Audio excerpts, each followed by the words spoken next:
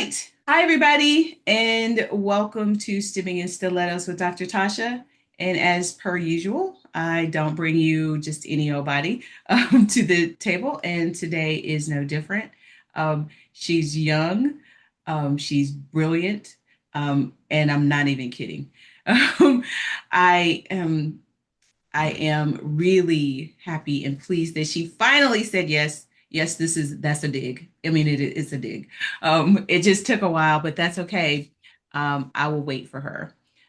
Today's guest is none other than Hudgen. Um, God, it just took forever. Okay. But so we used to work together. Full disclosure, we used to work together. Um, but she's brilliant, y'all. She's brilliant. And that is not an exaggeration. I really want to say thank you for agreeing to come on to the show today. But first off, how are you? How are you? Doing And thank you. doing okay overall. Thanks so much for having me. Yeah, it's been a really busy season of work, like with my current role that I'm in, working in like the school timelines, which you're familiar with. Yes. So back to school season and all the things that comes with a really busy time, but a good time. Yeah. I mean, well, you know that I know, but still, I can't thank you enough. We finally did it. We finally coordinated these schedules. These schedules were crazy behind the scenes, but I can't wait for you to tell everybody where you came from, what you've been doing, or what you've been up to, and all of the things. Because when they hear who you are, what you've been up to, how you got to, all of the things, they are gonna want to know you, and I just can't wait for them to know you. So, which is why, of course, I wanted you to be on the show. So, I don't know. You want to start? But let me ask the question because I always ask the question. So Kia, tell us, tell us your STEM story. Yeah, I was thinking of where to start, like with my STEM story. And I think it goes all the way back to like when I was in middle school and when I started seeing like the value of mentorship. I think not even knowing it at the time. It was around like my school science fair time. And growing up, or at least at that age, I was a kid that had just interest in anything. Like I was super agreeable, like whether it was art class or STEM things, or my parents sent me away to camp, I would just agree and say, okay. And I think that caused my mom to panic. My parents are immigrants from Jamaica, so very focused on education. And I think when she saw that I didn't have like a keen interest or like thing that I wanted to do when I grow up, she was like, we have to figure this out immediately. And so I think through her time, when she was in college as a student, she heard about engineering. And all she honestly cared about is that engineers make a lot of money, is what she Mhm. heard. And Yeah. that was the only thing that she cared about at the time. So for me to have like a stable life later on. So for my science fair, she told me I was going to do something with robots and I'd figure it out. And she was like, I don't know what, but she'll leave the rest up to me. And so that's when I first got my first robotics kit from Radio Shack, a Parallax kit, all the way back then. And then my mom had a friend who was an engineering student who essentially built the kit and programmed it for me, but I was present for that experience. And that was my first introduction to STEM and getting insight into how things worked. And my project was around like natural disasters. Now you could send robots into these disaster zones to save people so you don't have to use actual people, and all the kids in my class thought it was really cool. I was like, oh, this isn't bad. Like, I actually like this, despite my mom just like telling me I was going to do this thing. Yeah, I think that's where things kicked off. And looking back now, I think I see my mom's friend Bradley as my first STEM mentor. During the time, I was just sort of like going along for the ride, but I think meant a lot looking back from then. Yeah. And Mm. then from then, I did robotics in high school, which also pushed me like the programming route, like being able to build robots that did play basketball and soccer and all these sorts of games. And like the team sport around it, I'll tell people that's the one sport I played in my life because I've never done like typical physical like sports. So that was a really great experience. And then moving into studying it in college and then falling in love with teaching. and teaching students. I studied computer science and engineering at the University of Connecticut. And it was not easy at all, I think many times, or I didn't think I was going to graduate. Not feeling interested in things that I was learning at the time. It wasn't like project based like robotics was in high school. And I think that was a hard shift during that time.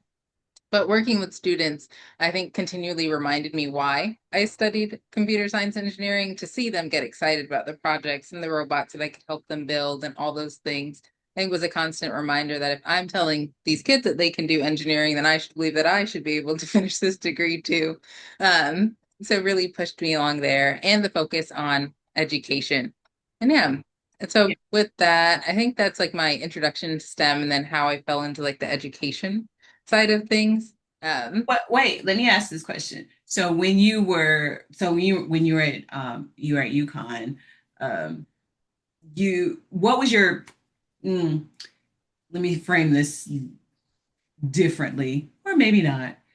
So if you had to rank them, least favorite class to most favorite class. um, So specific to like my engineering side of things, my most favorite class is definitely like the hands-on, like project-based classes. Like there Mhm. was an introduction to making class. My college had a maker space that I also worked in. So just being able to learn how to use 3D printers and do the projects. I think seeing that immediate outcome is always the best motivation. Also, when teaching is what I like to use. I'm like, we'll go through all this, but at the end, like that's really cool Yeah. results are really focused. I liked classes that also similarly reflect that. It's definitely like introduction to making and those makerspace classes. I'd say my least favorite classes, I think lean more towards like the theoretical, probably like my electrical engineering classes, like the physics too of it all. I was like, I don't know, like I'll just What is trust you this? Yeah. telling me. I Yeah, was like, that I think like I'm a mechanical engineer, but I think everybody knows that by now. But I feel like when I was thinking through mine, it was like pneumatics or kinematics. Even though those were hands-on, they were so in the sky because they had you thinking about like you had to put together these sort of like numbers, like how many touches removed is this going to be as it related to like in terms of like especially if we were putting together like a hand or something, you had to really think through how many touches removed is this going to be from the actual person, and it was like what what do we even, it was like one of those, what are we even talking about, right? And so it actually, even now when I think about it, like it makes sense, it makes more sense now, having having sat in the seat of an actual engineer. But like when you haven't actually been an engineer, you're like, what do you, it didn't make sense. But now yeah. having sat in the seat of an actual engineer, you're like, oh, okay, so it makes sense. But then, nah. Yeah, I definitely feel the same. And I always tell people, I think I got through those classes just on like pattern recognition. Like, this is the way that these formulas work. This is how you solve this problem. I can follow the process. But to your point, I didn't know what, what it really meant or how it applied to things until like later on and doing those actual like more project-based things. Yeah. Yeah, yeah. It's funny how it comes full circle, at least. Right. Well, it does. But again, it's one of those things where you don't know what you don't know until you step into an actual job as an engineer, or or even, yeah, or till you step into an actual job as an engineer, even as when you're doing a project where you actually have to have applied knowledge.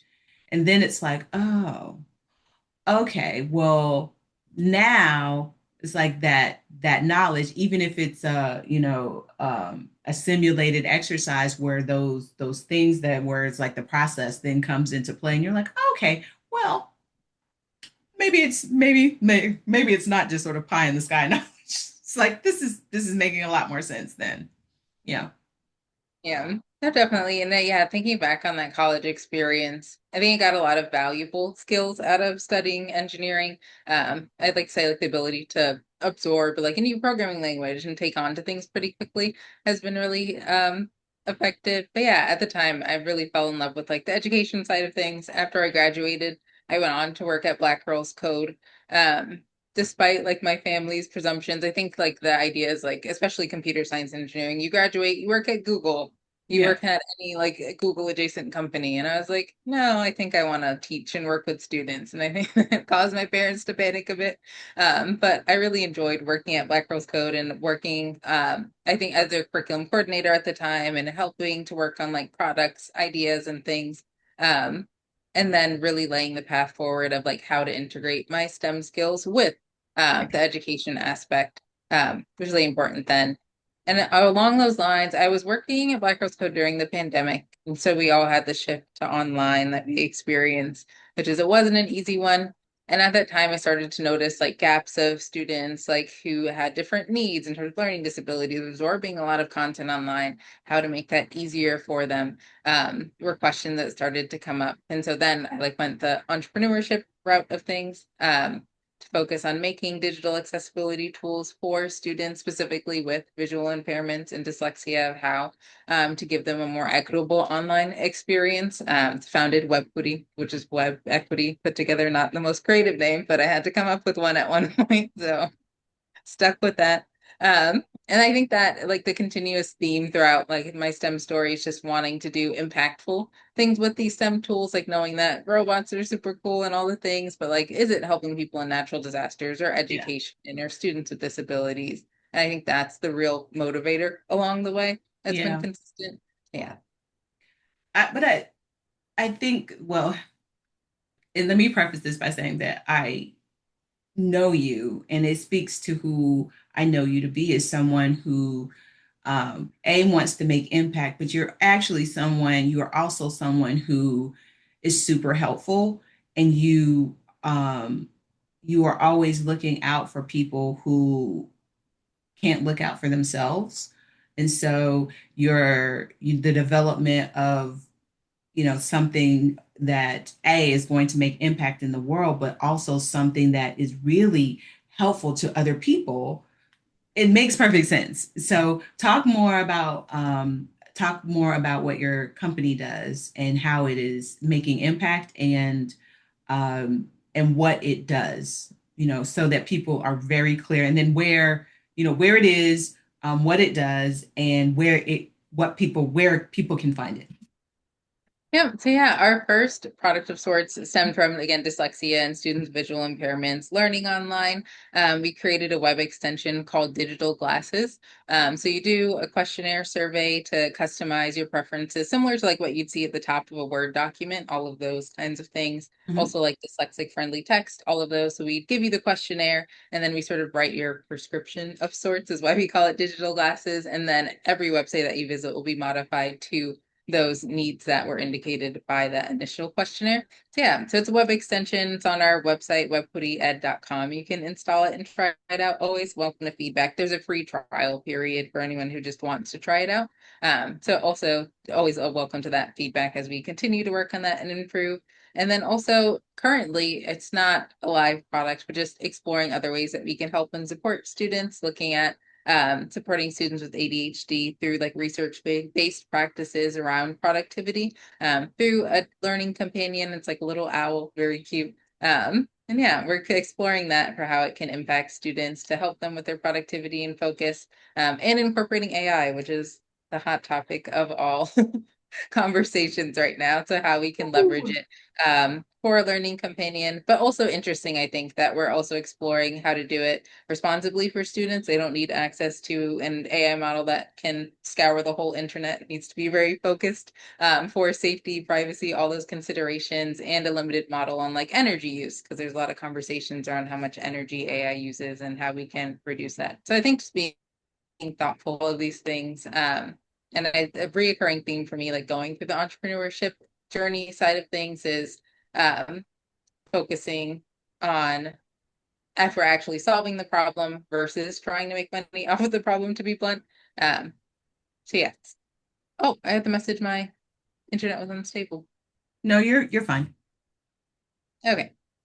So, okay, that brings up actually an interesting question for you. What is your uh your opinion or your take on the I won't even call it a craze, but the idea of AI in schools for student use. This is again your opinion, your thoughts. Should it be limited? And then if so, how? How?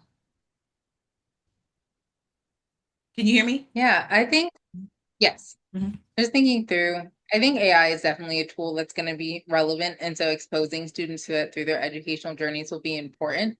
I think it just depends on the skill that we're trying to teach and how it's incorporated. So, in the sense of like, if AI is writing your whole essay for you as a student, not a great experience, that shouldn't be happening. If the goal is to teach you writing skills, like from this essay that you're supposed to be writing, but if it is to explore like how to find information, how to interact with AI models, I think all of that is valuable. So I think just the way in which it's integrated will be really important. But I feel like people currently, from what I've seen, tend to either be all embracing of it, like why not let them use it, like let students use it however, or just not at all. Like it's not within scope of like what should be used in a classroom, which I Well, think no, is hard.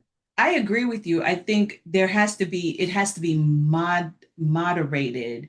Um, and I also agree with you because we still have, so like what we're dealing with or what I'm seeing, um, going into schools and doing PDs with teachers is like there's still great fear, right?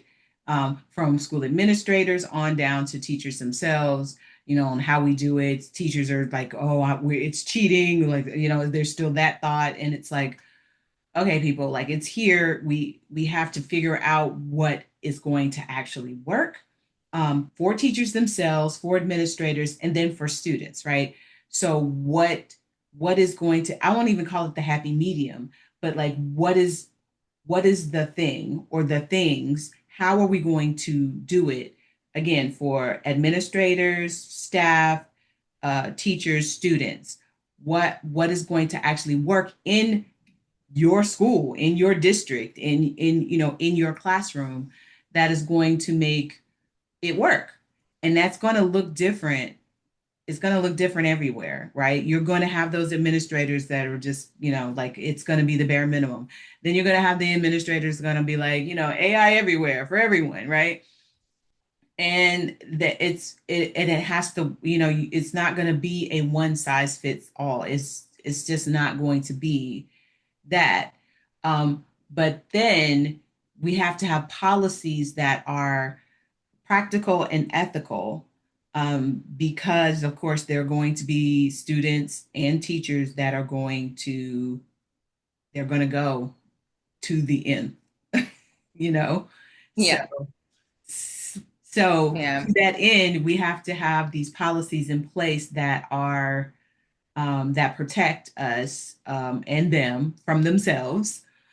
So it's, No, I definitely agree.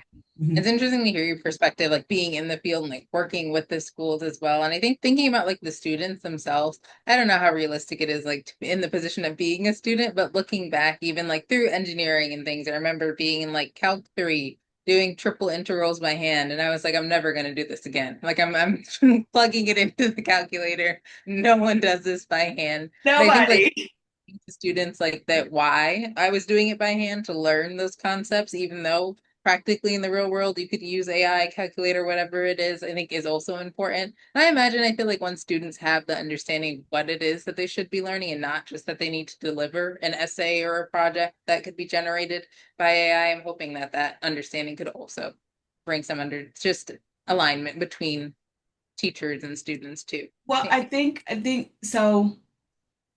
I think there's a scarcity. Well, no, that's not the right term. What I hope doesn't get lost is the love of learning, like the why behind the what, right? Why do I need to do this, right? Why is this important? The thought that like there's a beauty in discovering, um of discovery. That's the part, right? The love behind learning something, right? You Not froze just the on I us gotta. again. Okay, can you hear me,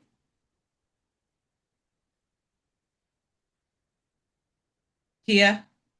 Okay, now you're back. Okay, so there's still, for me, part of learning is just the discovery of something new, right? Just the idea that I didn't know it 5 minutes before and now I do. And there's still a wow, like there's still the wow, like kind of I can take that knowledge and it changes something inside for me, right? I still get excited about the possibility of what can I do with this? And I don't want that to go away. Yeah. Just because I can put it into an AI and it can do this thing. I still get giddy at the idea of even, going to a conference or going into a class and coming out with this new knowledge. I still get excited about that. I I don't know what the kids in school, if the kids in school are having the same experience. Um, Mhm. but even from getting that knowledge from an AI, I still get excited about like, putting it in and coming out with like, whoa, I didn't know that. I don't want that to go away. I don't want Yes. that to go Yeah. away. I agree. And I hope that people still see the excitement and like knowing that the value of learning is for themselves, like not just a separate resource to find information, like there's skills to be like gained for sure.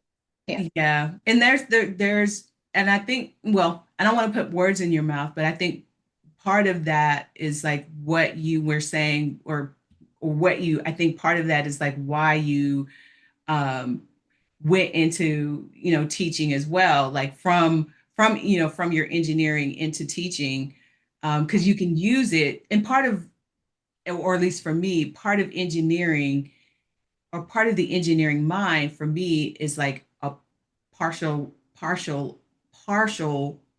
well, part of it is about discovery. And there's sort of this correlation in teaching as well that's about discovery. So I can see the two together being about this expansion of that.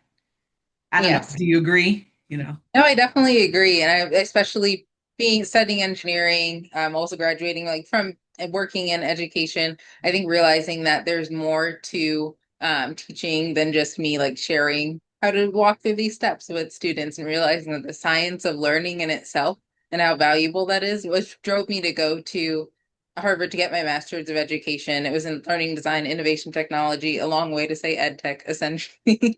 But I made the decision to want to pursue that degree because I was like, we can make these things, I can walk students through these steps, but what are like the research-based frameworks behind it? And the people that really study these things are like, there's a method to how to help students learn, to not just create things, but make sure that they are impactful. And so I think that really bridged the gap for me between being able to understand how to bring students just a better, like holistic experience there.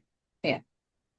I mean, love it. It's like, I mean, because it makes sense. It's like it's a marriage between two, well, we're biased, between the two best things, right? Two best things. So, Yeah, no, and I love it. And I love the experience of like studying the education side of STEM, and just seeing like the intention behind like how I learned things in school. I think maybe now it gave me an affinity like looking back on my engineering education that I didn't have going through it. I was like, this is hard and I don't, no one gets it. Like this isn't great. Um, yeah, I think having that experience really shaped things. And then like coming out of like that master's program is when I worked at Lingo and got back into like the microcontrollers of it all and Arduino, which was always my favorite part of STEM. I think back to like being able to see an immediate outcome. It's not like I have to spend like weeks coding a project and then I get to see the results like, oh, one line of code, the LED lights up. Amazing. I feel like right, that instant right. gratification was really beneficial for me and working with students. So yeah, I think continuing down that route of just like the project-based learning of how you can bring these experiences to students and also let them have impact on their communities. So solving local issues and hackathon style things has always been really important as well. So love those experiences. Great. I mean, it's that, like I said, it's the two best things. Yeah. Okay, so we've talked about how you got started. We talked about Black Girls Code. We talked about Lingo a little bit. We talked about your company.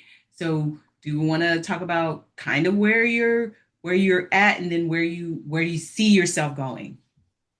Yeah, I love the question where I see myself going because it's like Mhm. all the possibilities. But Yeah. my work that I do now, I work at McGraw-Hill. I always tell people the textbook company, and they're like, "Oh, yeah." But as with everything, they've also advanced in the digital space. So I work in their digital platform group, and it was really important to me. I think looking at what I was going to do next after like working on WebPutty and the education and getting into like the literacy of it all. Literacy was something that I overlooked for a while. I think naively, I was like, oh, like you can only advance to a certain extent of reading and writing. Like I can read and write for the rest of my life now. I could like, be fine. Versus like STEM, I don't know, I could level up to building an Iron Man suit. Like there wasn't a limit to the possibility. So I think STEM just interested me more in that sense. But looking at just like the literacy crisis and students not being able to comprehend what they're reading, and wanting to use my STEM skills to have impact in that the same way that we build tools to help STEM education, doing the same for literacy education. So I work within K-5 literacy on their digital platforms for helping teachers have tools to deal with personalization and meeting their students where they're at is something that we say all the time. So working on the engineering side of literacy has been a really great experience as well. And I think continues to show that STEM is a part of everything. And the science of learning continues to be, I think, the thread through everything, like you said. I mean, it's in everything, it's everywhere. So I'm actually not surprised that you find yourself there. So here, Yeah. yeah. Okay.